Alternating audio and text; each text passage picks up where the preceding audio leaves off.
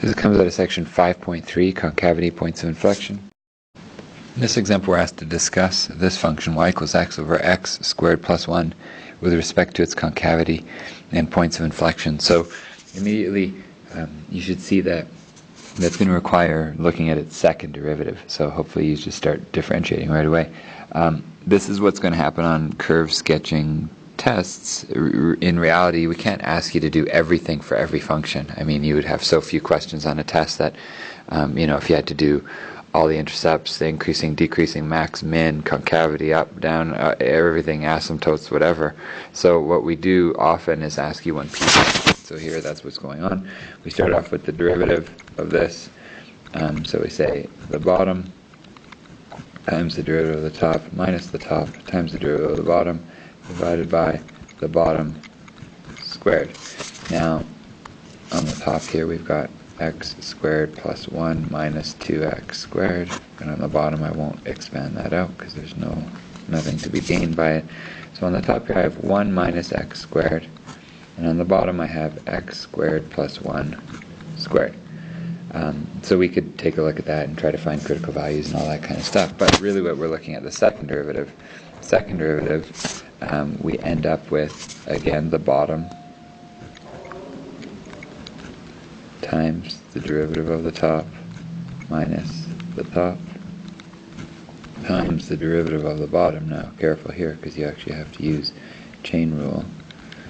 And then all of that divided by the denominator squared, which means squared means to the power of 4. Now, if I do a little bit of simplifying here, I'm going to need to look to factor this numerator and say, okay, it looks like I got a 2x on these first terms and a 2x over here, so that's definitely a nice common factor to take out. I have an x squared plus 1 over here and an x squared plus 1 here, so I can take out one of those. And what will I be left with? Well, out of this whole first term, all I'm left with is a minus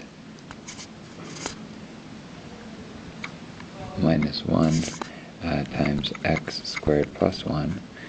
And out of this second set of brackets, or second set of terms here, I've got minus 2 times 1 minus x squared. Everything else factored out. I divide that by x squared plus 1 to the 4, and at least one thing happened nice there, which is you see this x squared plus 1 on the top and on the bottom, so one of those can go away. Now to simplify what's inside those brackets, I can say, well, I've got a 2x out front, I've got negative x squared minus 1 minus 2 plus x squared, and something,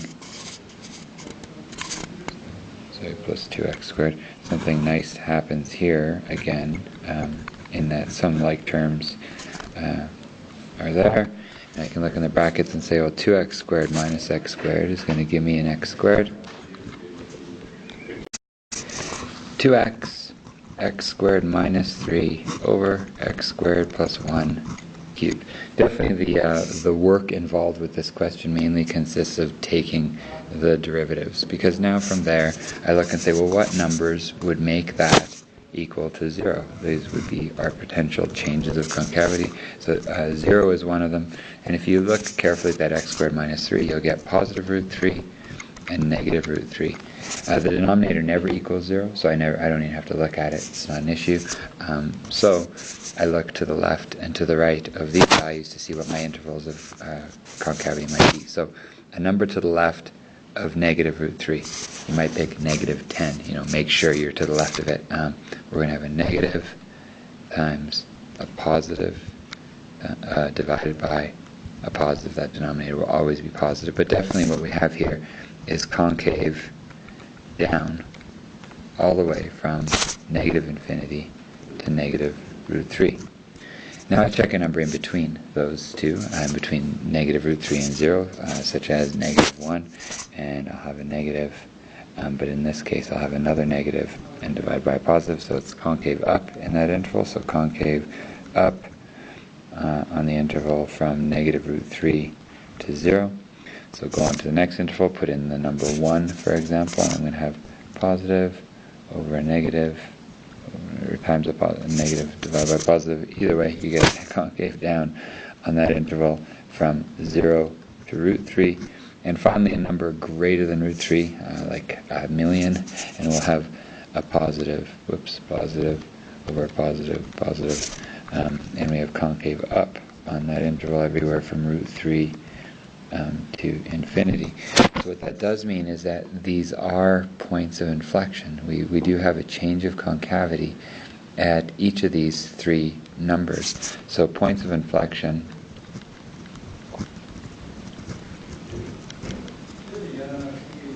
at negative root 3 comma something, 0 comma something, and root 3 comma something. So to get what those y coordinates are, I need to put those values into the function up above, and I get negative root 3 over 4 for this one, 0 is actually a point in the origin, and positive root 3 over 4 as my points of inflection. So have we answered the question, discussed the concavity and the points of inflection? Yes, we weren't asked to sketch or anything like that because we don't have enough information, and there you go.